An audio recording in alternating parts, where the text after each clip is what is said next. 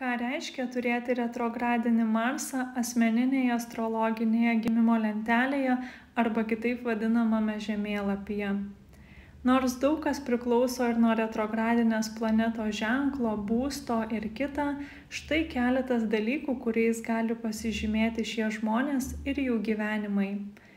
Jiems dažnai sunkiau išreikšti pyktį, linkę vengti konfrontacijų, varžymosi, sunkiau pastovėti už save, kai to reikia, polinkis netiesiogiai siekti savo troškimų. Taip pat troškimai ar pyktis dažniau išreiškiami bangomis, sprogimais, neišreiškimas ar užspaudimas iki kol prasiveržia.